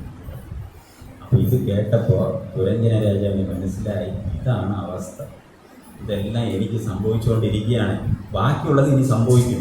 എന്തായാലും ഇത്രയും സംഭവിച്ചില്ലേ, കമ്പയർ ചെയ്ത് നോക്കിയാണ്. ശരിയാണ്, എൻ്റെ ഇന്ദ്രിയത്തിന് ഞാൻ മൃഗങ്ങളെയൊക്കെ കൊന്നു, അതെല്ലാം നക്ഷത്രമായിട്ടുണ്ട്, നാരദമുനി കാണിച്ചു തന്നു, എനിക്ക് അതൊക്കെ കാണിച്ചു തന്നു എന്ന് പറയുന്നു.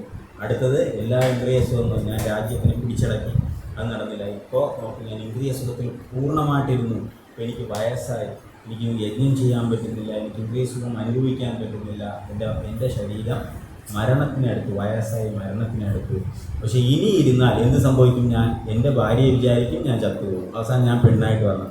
അതുകൊണ്ട് നാരദമുനിയുടെ ഇൻസ്ട്രക്ഷൻ കേട്ടതും പുരഞ്ജനൻ എന്ത് ചെയ്യും? ഇമ്മീഡിയറ്റായിട്ട് രാജ്യം വിട്ടിട്ട് പ്രാചീന രാജ്യം വിട്ടിട്ട് ഇവിടെ പോയി കാട്ടിൽ പോയി താമസിക്കും. അപ്പോൾ നമ്മൾ ഈ ഒരു ചരിത്രം എന്ന് പറയുമ്പോൾ, ഈ ചരിത്രം നമ്മൾ കേൾക്കുമ്പോൾ നമ്മുടെ ലൈഫിൽ എന്താണ് ആത്മാവ്, എന്താണ് ശരീരം, ഈ ശരീരത്തിൽ ഓരോന്ന് എങ്ങനെയാണ് പ്രവർത്തിക്കുന്നത്, എത്രത്തോളം നമ്മൾ അടിമപ്പെടുത്തുന്നു, എത്രത്തോളം നമുക്ക് ഭൗതിക കുടുംബവുമായിട്ട് അറ്റാച്ച്മെൻറ്റ് നമ്മൾ വെച്ചിരിക്കുന്നു. ഈ അറ്റാച്ച്മെൻറ്റ് കാരണം നമുക്ക് ഭഗവാന്റെ അടുത്ത് പോകാൻ പറ്റാതെയാണ്. അങ്ങനെ പോയില്ലെങ്കിലോ 84 ലക്ഷം കഴിഞ്ഞിട്ട് ഇത്രയും വന്നിട്ട് ഇതുവരെ എത്തിയിട്ട് ഇനിയും പോയില്ലെങ്കിൽ എന്തായിരിക്കും അവസ്ഥ?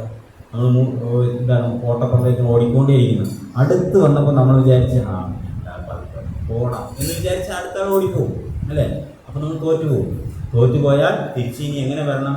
തിരിച്ച് ഇമ്മീഡിയറ്റ് മനുഷ്യജന്മം കിട്ടുമോ? ഒരു ഗ്യാരണ്ടിയില്ല. തിരിച്ച് ഏതെങ്കിലും മൃഗമായിട്ട് പോയാൽ പിന്നെ എത്ര കാലം എടുക്കും? ഒരുപാട് കാലഘട്ടം എടുക്കും. അത്രയും കാലം കടന്നാൽ മാത്രമേ നമുക്ക് എവിടെ വരാൻ പറ്റൂ? അടുത്തത് മനുഷ്യജന്മം കിട്ടത്തുള്ളൂ.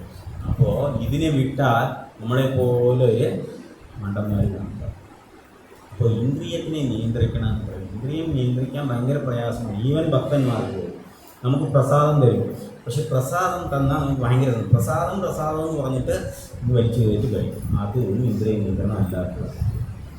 ഈവൻ രൂപഗോസ്വാമി പറയുന്നത് പാലറ്റബിൾ പ്രസാദം, നല്ല ആഡംബരമായ പ്രസാദം പോയാൽ അതിലും ആകർഷണം ഉണ്ടായാൽ അതും നമ്മളെ കൊണ്ടുപോകുന്നു. അതുകൊണ്ടാണ് പറയുന്നത് വാചോവേഗം, മനസക്രോധവേഗം, ജിഗ്വാവേദ, ഉദര ഉപസ്ഥവേഗം, ഏതാവേഗ, വിഷവേദീത സർവമഭിമാ പൃഥിവിയും സശിഷ്യ.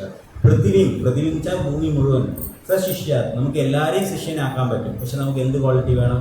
വാചോവേഗം, വാക്കിനെ നിയന്ത്രിക്കണം. മനസ്സക്രോധവേഗം, മനസ്സിനെയും ക്രോധത്തിനെയും നിയന്ത്രിക്കണം. ജിഗ്വ, നാവിനെ നിയന്ത്രിക്കണം. ഉദരത്തിനെ നിയന്ത്രിക്കണം. ഉപസ്ഥ, നിയന്ത്രിക്കണം. ഇത്രയും കാര്യം ചെയ്യുന്ന ഒരു വ്യക്തിക്ക് മാത്രമേ ആരാകാൻ സാധിക്കത്തുള്ളൂ? ഗുരുവാകാൻ സാധിക്കത്തുള്ളൂ. ലോകം മുഴുവനും ശിഷ്യന്മാരെ സ്വീകരിക്കാൻ സാധിക്കത്തുള്ളൂ. ഇതില്ലെങ്കിൽ ആ വ്യക്തിക്ക് സാധിക്കില്ല. അപ്പോൾ വാചോവേഗം എന്ന് പറഞ്ഞാൽ വളരെ പ്രയാസം. വാക്കിനെ നിയന്ത്രിച്ചാൽ ബാക്കിയെല്ലാം നിയന്ത്രിക്കാം. അതായത് നാവിനെ നിയന്ത്രിച്ചാൽ ബാക്കിയെല്ലാം നിയന്ത്രിക്കാം, അല്ലേ? നാവ് കൊണ്ട് ആവശ്യമില്ലാതെ സംസാരിച്ച് അഭിനയിച്ചിട്ടുണ്ടാവും, പ്രശ്നം ഉണ്ടാക്കിയിട്ടുണ്ടാവും. നാവ് കൊണ്ട് ആവശ്യമില്ലാതെ കഴിച്ച് ടേസ്റ്റിന് വേണ്ടിയിട്ട് കഴിച്ച് പ്രശ്നം ഉണ്ടാകും. അപ്പോൾ ഈവൻ പ്രസാദമായിരുന്നാൽ പോലും നമ്മൾ എന്ത് ചെയ്യണം? നിയന്ത്രിക്കണം. ഭക്തിസിദ്ധാന്ത മഹാരാജ് ഒരു ദിവസം ഇങ്ങനെ ശിഷ്യന്മാരോടൊപ്പം ഇങ്ങനെ ഗ്രൂപ്പായിട്ട് ശിഷ്യന്മാരോടൊപ്പം ഇങ്ങനെ പോയിക്കൊണ്ടിരിക്കും. പോകുമ്പോൾ അവിടെ നോക്കിയാൽ ഒരു കടയിൽ ഫുൾ രസഗുല്ല ഇങ്ങനെ ഉണ്ടാക്കി ഇങ്ങനെ വെച്ചിരിക്കുകയാണ്. വെളുവിള നല്ല മിൽക്ക് കൊണ്ട് രസഗുല്ല ഉണ്ടാക്കി വെച്ചിട്ടുണ്ട്. അപ്പോൾ ശിഷ്യന്മാരിങ്ങനെ കണ്ടിട്ട് എല്ലാം ഓരോരുത്തരിങ്ങനെ സംസാരിക്കുമ്പോൾ രസഗുല്ല ഇരിക്കുന്നത് പറഞ്ഞിട്ട് എല്ലാവരും കൊതിച്ചിങ്ങനെ പോവുകയാണ് ഫ്രണ്ടിൽ. ഇതാര് കണ്ടു? ഭക്തിസിദ്ധാന്ത മഹാരാജ് കണ്ടു. ഭക്തിസിദ്ധാന്ത മഹാരാജ് മനസ്സിലായി എല്ലാം ടെംപ്ടേഷൻ വരെയാണ് രസഗുല്ലകൾ. അങ്ങനെ ഒരു സെക്കൻഡ് നിന്നിട്ട് പറഞ്ഞു, എല്ലാവർക്കും രസഗുല്ല കഴിക്കാൻ ആഗ്രഹമാണല്ലേ എന്ന് ചോദിച്ചു. അപ്പോൾ എല്ലാവരും ഒന്ന് ചിരിച്ചപ്പോൾ പറഞ്ഞു എല്ലാം മേടിക്കുന്നു, കടയിൽ കൊണ്ടുപോയി മേടിക്കുന്നു. അപ്പോൾ എല്ലാം മേടിച്ചപ്പോൾ ശിഷ്യന്മാർ വിചാരിച്ചു ഇപ്പം തരുമോ ഇല്ല ഭഗവാൻ കൊടുത്ത് തരുമോ. അപ്പോൾ ഭക്തിസിദ്ധാന്ത മഹാരാജിൻ്റെ എല്ലാം കൊണ്ടുവന്നു ഭഗവാൻ ഓഫർ ചെയ്യാൻ പോകും. ഭയങ്കര ഹാപ്പി, ഇതെല്ലാം നിവേദിച്ചിട്ട് ഇപ്പോൾ തരുമോ. എന്നിട്ട് അതെല്ലാം കൊണ്ടുവന്ന് ഫുള്ള് എല്ലാവർക്കും ഡിസ്ട്രിബ്യൂട്ട് ചെയ്യാൻ പറയും. എല്ലാവർക്കും ഡിസ്ട്രിബ്യൂട്ട് ചെയ്തു, ഒന്നും കഴിക്കാൻ പറഞ്ഞില്ല. ഇവരാരും കഴിച്ചില്ല, മുഴുവൻ രസഗുല്ലയും കൊടുത്തു. എന്നിട്ട് കൊടുത്ത് എല്ലാം തീർന്നതിന് ശേഷം പറഞ്ഞ് നമ്മൾ നാവിനെ നിയന്ത്രിക്കണം. പ്രസാദമായിരുന്നാലും നിയന്ത്രിക്കണം, അതിലും അട്രാക്റ്റ് ആകാൻ പാടില്ല, അല്ലേ? അതിലും പൂർണ്ണമായിട്ട് അടിമപ്പെടാൻ പാടില്ല. പ്രസാദം നല്ലതാണ്, പക്ഷെ നമുക്ക് കോൺഷ്യസ് ഉണ്ടാവില്ല. ഇപ്പം നമുക്ക് 5 പ്രസാദമുണ്ട്, എനിക്ക് വേണ്ടപ്പോൾ എനിക്ക് പിടിക്കില്ല പോകും, ഇത് കുറച്ച് വെച്ചാൽ മതി പോകും, അങ്ങനെയല്ലേ പറയുള്ളൂ. എല്ലാം ഒന്നുപോലെ വാങ്ങിക്കില്ല. നമുക്ക് ചിലപ്പോൾ പാവയ്ക്ക് ഇഷ്ടപ്പെട്ടില്ലെങ്കിൽ എനിക്ക് വേണ്ടാന്ന് പറയും. ഉപ്പ് വേണ്ട, ഉപ്പുള്ള കറിയാണെങ്കിൽ പിന്നെ അത് വേണ്ട. അപ്പോൾ ഇങ്ങനെയൊക്കെ നോക്കിയാൽ പ്രസാദത്തിൻ്റെ ബോധമുണ്ട്. അപ്പോൾ പ്രസാദം എന്നുള്ള ബോധമാണെങ്കിൽ ചൈതന്യ മഹാപ്രഭു പറയുന്നത് കഴുത്ത് വരെ കഴിക്കും, അല്ലെങ്കിൽ അരവയറ് കഴിക്കണം, ബാക്കി അരവയറ് വെള്ളം കുടിച്ച് നിറയ്ക്കണം. ഇതാണ് ചെയ്യുന്നത്. അപ്പോൾ നമുക്ക് ബോധമില്ലെങ്കിൽ അങ്ങനത്തെ വ്യക്തികളാണെങ്കിൽ ഈവൻ പ്രസാദമായിരുന്ന അതിലും നിയന്ത്രണം. അപ്പോൾ ചില ഡിവോട്ടി നമ്മൾ സെർവ് ചെയ്യുമ്പോൾ അതിൽ ഭയങ്കര ഇതാണ്. നമ്മൾ എല്ലാവർക്കും സെർവ് ചെയ്ത് കഴിക്കുക എന്ന് പറഞ്ഞാൽ വലിയ ബുദ്ധിമുട്ടാണ്. ഓക്കെ, കാരണം സെർവ് ചെയ്യുമ്പോൾ എന്ത് സംഭവിക്കും? തീർന്നുകൊണ്ടേയിരിക്കും. തീരുമ്പോൾ നമുക്കെന്ത് തോന്നും? അയ്യോ ഐറ്റമൊക്കെ തീരുന്നു, ഇനിയിപ്പോൾ എനിക്കില്ലല്ലോ, എനിക്കൊന്നും ഉണ്ടാവില്ലല്ലോ എന്നുള്ള തോന്നൽ വരും. അപ്പോൾ പിന്നെ നമ്മൾ ചിലപ്പോൾ കൊടുക്കില്ല ഡിവോട്ടീസിന് ഇങ്ങനെയൊക്കെ വിളമ്പിക്കണം. പക്ഷെ ഒന്നുപോലെ കൊടുക്കണമെങ്കിൽ ആ മനസ്സെങ്ങനെ ഉണ്ടാവണം? അത്രയും പെർഫെക്റ്റായി. അപ്പോൾ ആദ്യമൊക്കെ ടെമ്പിളിൽ ഫുൾ ടൈമൊക്കെ നിൽക്കുമ്പോൾ സർവിങ്ങിലാണ് എടുക്കുന്നത്. പ്രത്യേകിച്ച് കോയമ്പത്തൂരിലുള്ള ഒരുപാട് വെറൈറ്റി ഉണ്ടാകും. എല്ലാ ഡിവോട്ടീസിനും വിളമ്പിയിട്ട് വരുമ്പോൾ അവസാനം നമുക്ക് പാത്രത്തിലൊന്നും കാണില്ല. പക്ഷെ അത് സഹിക്കാൻ പറ്റില്ല, കാരണം അത് ടീച്ചിങ്സാണ്. നമുക്ക് ആ ടെംപ്ടേഷൻ അങ്ങനെ ഉണ്ടാവും, കഴിക്കണം. ചിലപ്പോൾ നമ്മൾ എല്ലാം വാങ്ങിച്ച് വയ്ക്കും, പ്ലേറ്റ് കഴിക്കാൻ പറ്റില്ല. ആർത്തി പിടിച്ച് അത് വേണം ഇത് വേണം എല്ലാം പ്ലേറ്റിൽ വയ്ക്കും, പക്ഷെ നമ്മുടെ കപ്പാസിറ്റി ഇല്ല, അത് കഴിക്കാൻ പറ്റില്ല. അപ്പോൾ നമുക്ക് അറിയണം അത് കഴിക്കാൻ പറ്റുമോ, പ്രസാദമാണ്, വേസ്റ്റ് ചെയ്യാൻ പാടില്ല എന്നുള്ള കോൺഷ്യസ്. അങ്ങനെ കോൺഷ്യസ് ഇല്ലെങ്കിൽ നമ്മൾ എന്ത് ചെയ്യണം? ആവശ്യമാണ്. അപ്പോൾ അതാണ് ഇന്ദ്രിയ നിയന്ത്രണം എന്ന് പറയുന്നത്. എളുപ്പമാണ്? അത്ര എളുപ്പമല്ല, പക്ഷെ അത് പ്രാക്ടീസ് ചെയ്താൽ നമുക്ക് സാധിക്കും. ഏതൊരു കാര്യം ഇതുപോലത്തെ കാര്യങ്ങളൊക്കെ പ്രാക്ടീസ് ചെയ്യണം. കയ്യിൽ നമ്മൾ കഴിച്ചില്ലെങ്കിലും കുഴപ്പമില്ല, കഴിക്കട്ടെ അടിപൊളി എന്ന് 2-3 പ്രാവശ്യം കൊടുത്തു നോക്കണം. വിശന്നിരിക്കും, പക്ഷെ നമ്മൾ ഓട്ടോമാറ്റിക്കാണ് നമുക്കൊരു ചേഞ്ചസ് ഉണ്ട്. അല്ലാതെ ഇപ്പോൾ ഉള്ള ഡിവോട്ടീസൊക്കെ ഭയങ്കര ഇൻ്റലിജൻ്റാണ്. അവർക്കുള്ള 4 എടുത്ത് മാറ്റി വെച്ച് എന്നിട്ട് ധൈര്യമായിട്ടുള്ളൂ. കാരണം ഇവിടെ റിസർവ് ഉണ്ടല്ലോ, അല്ലേ? പണ്ട് വിളമ്പിയിട്ട് മിച്ചം വന്ന കഴിക്കും. ഇപ്പം അവർക്കുള്ളത് ആദ്യം മാറ്റി വെച്ചിട്ട് ബാക്കി എല്ലാം വിളമ്പിട്ട്. ഇതെല്ലാം നമ്മുടെ കാരണം ഇങ്ങനെയൊക്കെയാണ് നമ്മൾ പ്രാക്ടീസ് ചെയ്യുകയാണെങ്കിൽ സിസ്റ്റം മാറിയില്ല. അവിടെ പോകുമ്പോൾ കൃഷ്ണനെ തന്നെ സ്മരിക്കണം, ബാക്കി എല്ലാം മറക്കണം, എങ്കിലും തിരിച്ചു പോകാൻ പറ്റും. അവിടെ ഒരു ഗുലാബ് ജാമുൻ ഓർത്താൽ അത് തിന്നാൻ വേണ്ടി തിരിച്ചു വിടാൻ വേണ്ടിയിരിക്കും. അപ്പോൾ അതുകൊണ്ട് എന്ത് ചെയ്യണം? പൂർണ്ണമായിട്ട് ഭഗവാനെ ശരണപ്പെടാൻ. ഇതാണ് ഈ പുരഞ്ജനൻ്റെ കഥയിൽ നിന്ന് ഇതിൽ പറയുന്നത്. ഇവിടെ പറയുന്നത് ഒരു കാര്യമാണ്, നമ്മുടെ എല്ലാ ഇന്ദ്രിയങ്ങളും പോകണമെന്നില്ല. സോ നമ്മൾ എത്രത്തോളം ഭഗവത് സേവനത്തിൽ നമ്മുടെ ശരീരത്തിനെയും മനസ്സിനെയും ബുദ്ധിയും ഇന്ദ്രിയങ്ങളെയും മുഴുവനുമായിട്ട് ഏർപ്പെടുത്തുക, അതനുസരിച്ച് നമുക്ക് അതിൽ നിന്ന് പുറത്തുവരാം. അപ്പോൾ എങ്ങനെ ചെയ്യണം? കണ്ണിനെ മാത്രം നിയന്ത്രിക്കാൻ നേട്ടി ഞാനൊന്നും കാണുന്നില്ല, ഭാഗവതം മാത്രം വായിക്കും എന്ന് പറഞ്ഞാൽ ചെവി എടുത്തോണ്ട് വരും, അല്ലേ? ആര് കൊണ്ടുപോയി? ചെവി ആർക്ക് അപകടപ്പെടുത്തി? ഏത് മുനിയുടെ ചെവി അപകടപ്പെടുത്തി? അദ്ദേഹത്തിൻ്റെ തപസ്സില്ലാതാക്കി വിശ്വാമിത്രൻ. വിശ്വാമിത്രൻ കണ്ണും എല്ലാം അടച്ചിങ്ങനെ ഇരുന്ന് തപസ്സിൽ, പക്ഷെ ചെവി വിട്ടില്ല. ആരുടെ? രംഭ വന്നപ്പോൾ അവരുടെ പാദസരത്തിൻ്റെ സൗണ്ട് കേട്ടത് കണ്ണുറങ്ങി. ഇത് ആരാ പോകണമെന്ന് പറഞ്ഞിട്ട് ഗീലൻ ഒരു ബുദ്ധിസ്റ്റിലെ ഒരു മോങ്, വയസ്സായ വ്യക്തിയാണ്, ചാകം കിടക്കുകയാണ്, 90 വയസ്സായി. അപ്പോൾ ഒരു സ്ത്രീ, ഒരു സുന്ദരിയായ ഒരു സ്ത്രീ, അവരുടെ കൂടെ ഒരു 4-5 പേര് വന്നു. ആ കൊച്ചുകുട്ടി എന്നപ്പോൾ അതിന് മാത്രമാണ് ഇന്ദ്രിയ വയസ്സായത്. അപ്പോൾ അത്രയും പവർഫുള്ളാണ് ഇന്ദ്രിയം എന്ന് പറയുന്നത്, വിടില്ല. ഓക്കെ, അപ്പോൾ അതിന് വിജയിക്കുക എന്ന് പറഞ്ഞാൽ അത് ഭയങ്കര പ്രയാസമാണ്. സോ നമ്മൾ ഈ കൃഷ്ണാബോധത്തിൽ വരുമ്പോൾ നാമം ജപിക്കും. നാമം ജപിക്കുന്നത് മാത്രമല്ല ചെയ്യുന്നത്, നാമം കേൾക്കുകയുമാണ്. ഓക്കെ, നാമജപം ഇവിടെ വെച്ചിട്ട് ന്യൂസ് വായിക്കുന്നത് കേട്ടോണ്ടിരിക്കണം. കയ്യിൽ ജപമാലയും വെച്ചിരിക്കാം, അപ്പുറത്ത് ന്യൂസ് ഓടിക്കൊണ്ടിരിക്കുക, അത് നമുക്ക് കേൾക്കാം. ഇല്ലെങ്കിൽ എങ്ങനെ കേൾക്കാം? നമ്മൾ ജപിക്കുന്നത് നമുക്ക് കേൾക്കാം. അത് വ്യത്യാസമുണ്ട്. രണ്ടിനെയും എൻഗേജ് ചെയ്യിപ്പിച്ചു, ചെവിനെയും എൻഗേജ് ചെയ്യിപ്പിച്ചു, നാവിനെയും എൻഗേജ് ചെയ്യിപ്പിച്ചു. ഓക്കെ, കണ്ണിനെയും എൻഗേജ് ചെയ്യിപ്പിക്കണം. കണ്ണിന് എന്ത് ചെയ്യാം? വേണമെങ്കിൽ ന്യൂസ് പേപ്പർ ഇങ്ങനെ നോക്കിയിട്ട് നമ്മുടെ മൈൻഡിൽ വായിച്ചുകൊണ്ട് നാമം ജപിക്കുകയും കേൾക്കുകയൊക്കെ ചെയ്യാം. അല്ലെങ്കിൽ ഭഗവാന്റെ പിക്ചർ എന്തെങ്കിലും നോക്കിയിട്ട്, ഒന്നും വേണ്ട, ഭഗവത്ഗീതയ്ക്കകത്ത് ഇവിടെ കുറേ പിക്ചേഴ്സ് ഉണ്ട്. ഇതിലൊരു കൃഷ്ണൻ്റെ പിക്ചർ ശരിക്കും നോക്കുന്നു, പിക്ചറിനെ ഇങ്ങനെ നോക്കിക്കൊണ്ട് ഹരേ കൃഷ്ണ കൃഷ്ണ കൃഷ്ണ ഹരേ ഹരേ, ഹരേ രാമ രാമ രാമ ഹരേ. ഇപ്പം എന്താ ചെയ്തു? ഭഗവാനെ കണ്ടു, നാമം ജപിച്ചു, ചെവി കേട്ടു. ഇപ്പോൾ 3 ഇന്ദ്രിയത്തിനെയും നമുക്ക് ഏർപ്പെടുത്താം, അല്ലേ? അപ്പോൾ നമ്മുടെ എല്ലാ ഇന്ദ്രിയങ്ങളും ഭഗവത് സേവനത്തിൽ ആക്കിയാൽ നമുക്ക് ഈസി ആയിട്ട് കൃഷ്ണാബോധം നിലനിർത്താൻ പറ്റും. അല്ലെങ്കിൽ ഒരു ഇന്ദ്രിയത്തിനെ യൂസാക്കി വിട്ടാലും മതി, നമ്മുടെ എല്ലാ ഇന്ദ്രിയവും അതിലൊപ്പം കിട്ടും. വളരെ പ്രയാസമാണ്, പക്ഷേ എളുപ്പമാണ്. അതിന് ഉള്ള മാർഗമാണ് ഈ പുരഞ്ജനൻ്റെ കഥയെ പറഞ്ഞതുപോലെ അവസാനം അദ്ദേഹം എന്ത് ചെയ്യുമെന്ന് പറഞ്ഞു കഴിഞ്ഞാൽ, അദ്ദേഹത്തിന് ഒരു നല്ലൊരു കൂട്ടുകാരുണ്ടായിരുന്നു. ആ കൂട്ടുകാരനെ ഒരു പ്രാവശ്യം പോലും അഡ്വൈസ് സ്വീകരിച്ചിട്ടില്ല, തിരിഞ്ഞു നോക്കിയിട്ടില്ല. ആരാണ്? പരമാത്മാവ്. ഓക്കെ, ഇന്ദ്രിയത്തിനെ കുറിച്ചെല്ലാം ചിന്തിച്ചു ഈ പുരഞ്ജനൻ, പക്ഷെ അദ്ദേഹത്തിൻ്റെ ഉള്ള കൂട്ടുകാരൻ ആരായിരുന്നു? പരമാത്മാവായിരുന്നു. ഒരു ദിവസം പോലും പരമാത്മാവ് പറയുന്നത് കേട്ടിട്ടില്ല. അപ്പോൾ നമ്മളും പരമാത്മാവ് പറയുന്നത് കേൾക്കാതെ, അല്ലെങ്കിൽ ഭഗവാൻ പറയുന്ന ഭഗവത്ഗീതയിലുള്ള കാര്യം കേൾക്കാതെ, ഗുരു പറയുന്ന നിർദ്ദേശം അനുസരിക്കാതെയാണ് പോകുമെങ്കിൽ നമ്മുടെ അവസ്ഥയിൽ. അപ്പോൾ എന്ത് ചെയ്യണം? ഒരു കാര്യം ഓപ്പർച്യൂണിറ്റി അത് കിട്ടുന്ന സമയം യൂട്ടിലൈസ് ചെയ്യുന്നവരാണ് ഇൻ്റലിജൻറ്റ്. ഞാൻ അടുത്ത ജന്മം വന്ന് നല്ല ഡിവോട്ടിയായി ഞാൻ പോകും, ഈ ജന്മം ഇങ്ങനെയൊക്കെ പോകാം എന്ന് പറഞ്ഞാലോ? ചിലരെങ്ങനെയാണ് പറയുന്നത്? അതായത് ഈ ജന്മം എനിക്ക് പറ്റില്ല, ഇതിങ്ങനെയൊക്കെ ഞാൻ അഡ്ജസ്റ്റ് ചെയ്ത് പോകും, അടുത്ത ജന്മം ഇതിൻ്റെ ബാലൻസ് ഞാൻ നല്ല ഡിവോട്ടിയായി വരുമെന്ന്. അപ്പോൾ നല്ലതായിട്ട് പണിയും കൂടെ കിട്ടും, ഇതിൻ്റെ ഡബിളായിട്ട് പണിയും കൂടെ കിട്ടും. അപ്പോൾ അതിനെ ഓവർകം ചെയ്യാന്ന് പറഞ്ഞാൽ പ്രയാസമായിരിക്കും. ഇപ്പോൾ ഏതോ കുറച്ച് ഓപ്പർച്യൂണിറ്റി ഉണ്ട്, നല്ല ഭക്തന്മാരുണ്ട്, ഗുരു ദീക്ഷ തരാൻ തയ്യാറാണ്, എല്ലാ അവസരങ്ങളുണ്ട്. ഇതിനെ യൂസ് ചെയ്തുകൊണ്ട് പൊക്കോളണം. ഇനി ഒരു ജന്മം വന്ന് പോകുക എന്ന് പറഞ്ഞാൽ ഗോവിന്ദ, അതിന് എങ്ങനെ പോകുമെന്നൊന്നും അറിയില്ല. അപ്പോൾ ഗുരുയുടെ ഇൻസ്ട്രക്ഷൻ കിട്ടിക്കഴിഞ്ഞാൽ, ഗുരുവിനെ കിട്ടിക്കഴിഞ്ഞാൽ ആ ആധ്യാത്മിക കാര്യം വളരെ സീരിയസ് ആയിട്ട് നമ്മൾ എന്താ പറയുക, നമ്മുടെ എത്ര സമയമുണ്ടോ അത്രയും സമയം കൃഷ്ണന് വേണ്ടി കൊടുത്തുകൊണ്ട് നമ്മൾ ആ സാധനയും കാര്യങ്ങളും സേവനവും ഒക്കെ ചെയ്ത് മാക്സിമം ബാങ്ക് ബാലൻസുകൾ ആക്കിയിട്ട് പോകണം. അതാണ് ആ ഗുരു. അപ്പോൾ ഇവിടെ പറയുന്നത്, ഇവിടെ വെള്ളത്തിൻ്റെ പുറത്ത് ബോട്ട്, അതേപോലെ ഈ ഭവസാഗരം എന്ന് പറയുന്ന വെള്ളത്തിൽ ഒരു ബോട്ട്, ആ ബോട്ടാണ് ഈ ഭഗവത്ഗീത എന്ന് പറയുന്ന ഇൻസ്ട്രക്ഷൻ. ആ ബോട്ടിനകത്ത് ഒരാളുണ്ട്. ആരാണ്? തോണിക്കാരൻ. അതാരാണ്? ഗുരുവാണ്, ആധ്യാത്മിക ഗുരു. ആ തോണിക്കാരൻ പറയും, നീ ആ സൈഡിലിരുന്നോളണം.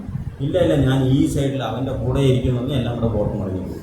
അപ്പോൾ തോണിക്കാരൻ പറയും രണ്ടുപേരും ബാലൻസ് ചെയ്ത് രണ്ട് സൈഡ് ഇരിക്കുക എന്ന് പറഞ്ഞാൽ നമ്മൾ അതുപോലെ ഇരിക്കണം, വേറെ ഒന്നും ചെയ്യണ്ട. അത് എന്ത് പറയണം അത് കേട്ടാൽ മതി. നീ ആ കോർണറിൽ പോയി ഇരുന്നു. അപ്പോൾ ഒരു കമ്പ്യൂട്ടർ ഇങ്ങനെ കുത്തി കുത്തി ബോട്ടിനെ പൊട്ടിക്കാൻ നോക്കും. അപ്പം ബോട്ടുകാരൻ പറയും ഒന്നും ചെയ്യാതെ മിണ്ടാതെ ഇരിക്കും, അതുവരെ ഞാൻ കൊണ്ട് എത്തിക്കുന്നവരെ മിണ്ടാതെ ഇരിക്കുന്നു പറഞ്ഞാൽ ഇരിക്കണം.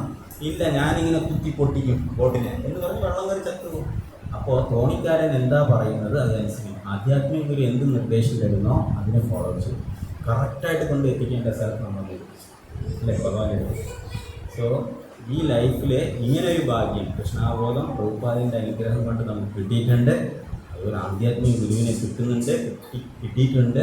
സോ സീരിയസ് ആയിട്ട് എന്താ പറയുക, നമ്മുടെ സാധനങ്ങളും കാര്യങ്ങളും ചെയ്ത് എത്ര പറ്റുമോ അത്രയും ഡിവോഷണൽ സർവീസ് ചെയ്തിട്ട് ഭഗവാൻ പോകാം.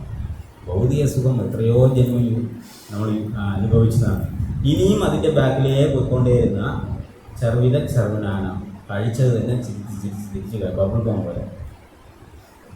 അതിനകത്ത് ഒന്നുമില്ല, പോയി കംപ്ലീറ്റ് സ്വീറ്റ് എല്ലാം പോയി, പിന്നെയും ചവച്ചുകൊണ്ടേയിരിക്കും. എന്ത് കിട്ടാം? ചുമ്മാ അതുപോലെ ഈ പശുവിനെ പോലെ ഇങ്ങനെ ചവച്ചുകൊണ്ടേയിരിക്കും, അതിൽ കാര്യമില്ല. ഓക്കെ, ഒരു സാറ്റിസ്ഫാക്ഷൻ. ഞാൻ എൻജോയ് ചെയ്ത് എനിക്ക് ഭഗവാൻ എന്തൊക്കെ തന്നു അതൊക്കെ ഞാൻ യൂസ് ചെയ്തു, ഇനി ഞാൻ ഭഗവാന്റെ അടുത്ത് തിരിച്ചു പോകണം എന്നുള്ള തീരുമാനം ഹൃദയത്തിൽ വേണം. ആ ഫെയ്ത്ത്, ആ വിശ്വാസം ഗുരുവിലുണ്ടാവണം.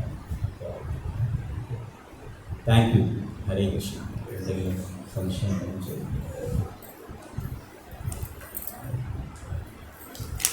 ग्रंथरा श्रीमद् भगवद गीता की जय श्री प्रभुपाद की, जय श्री गुरुदेव की, गौर प्रेमानंद।